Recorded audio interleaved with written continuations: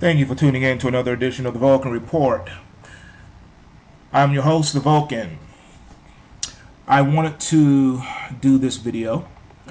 First of all, let me just tell you what you're looking at. You're looking at the mini Dow Jones futures, the continuous contract. As you can see, we're off 113 points right now. But that's not the purpose of the video.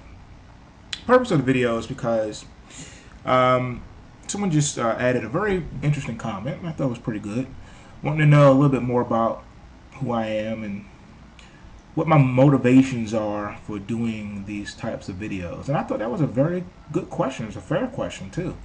And I thought I'll go ahead and take a stab at it. You know, so, I don't profess to be some great video dude because I'm still learning how to do these videos, and time is also an issue for me, as you hear me talk about in just about every video.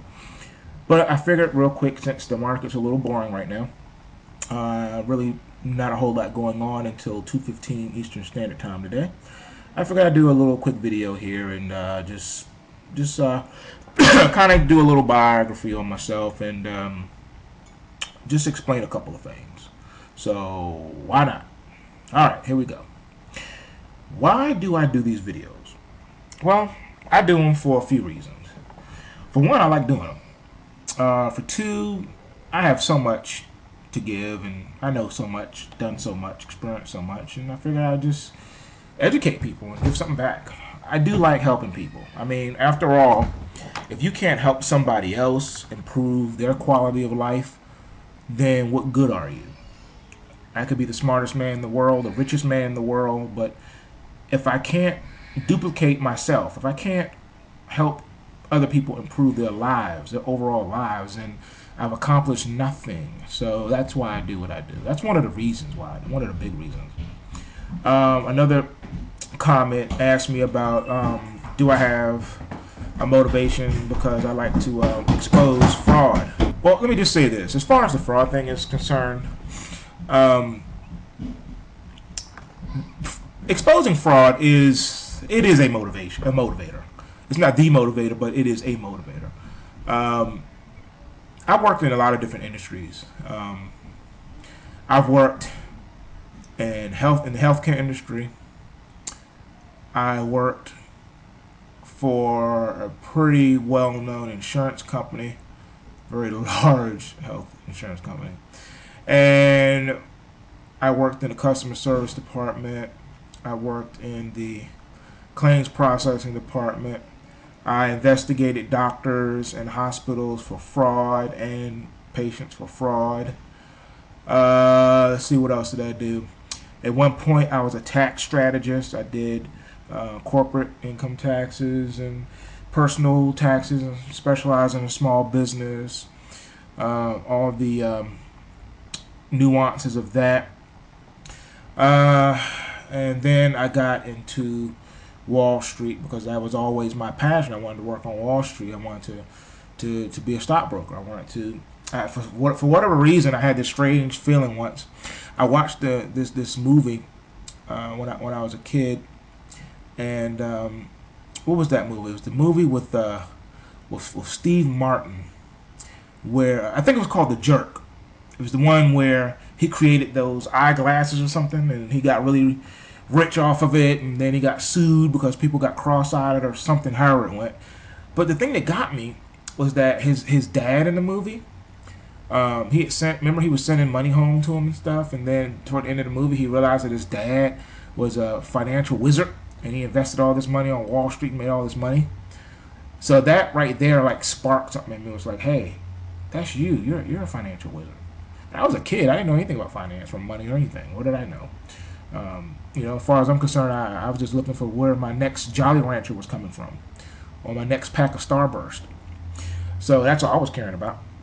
But needless to say, when I saw it, it just sparked something in me, and it never left me. And then as I got older, another movie came out with Eddie Murphy, Trading Places, and that's when I was exposed to that kind of scenario again. And then I remember seeing the movie Wall Street, and then that kind of stuck something with me. So what happened was I got laid off at the in the healthcare thing, and I work for doctors in private practice too, by the way. I took all my skills from the insurance company and helped doctors in private practice. I did consulting and things like that. I kind of maxed out in that. I mean, really, no one could really afford to pay me what I was worth. I mean, I worked with insurance commissioners, state insurance commissioners. I did a lot of things in healthcare. I was a beast. I ain't gonna lie. I knew all the CPT4 codes and ICD-9 codes front and back. I was a beast, and I helped a lot of doctors make a lot of money. So I know my very first job I got when the insurance company laid us off and closed up shop and relocated, and like 3,000 of us lost our jobs. That's when I went and started helping doctors in private practice. I worked for an orthopedic surgeon, and when I got to him, he had a $250,000 deficit in his accounts receivable. And within me being there, not even 90 days, I got all that money back from him, and he was in the black within 90 days of me being there.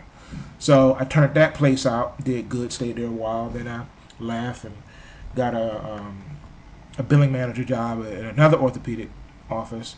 But when I got there, I didn't realize the severity of their situation. They had a $2 million black hole when I got to that firm.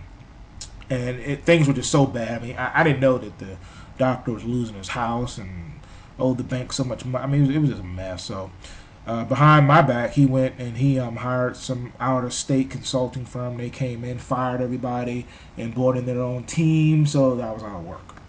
So I said, okay, what am I going to do? So then that's when I saw an ad in the local paper saying, trained to be, a stockbroker or whatever. So I answered the ad, and lo and behold, one thing led to another. I took the job, basically. I didn't ask for the job. I took it. I went in and interviewed, and normally after an interview, sometimes you don't know if you did good or bad. You shake hands, and they say they'll be in touch. I didn't even give them a chance to say that. I said, okay, what time do you want me to come in on Monday? And they looked at me all shocked, like, what are you talking about? I said, no, what time you want me to be there Monday? I just assumed that I got the job. That's how I took it. And he was so impressed, he gave me the job. Anyway, that was my introduction into this. Everything I did after that, you've heard it in the videos. Hold on.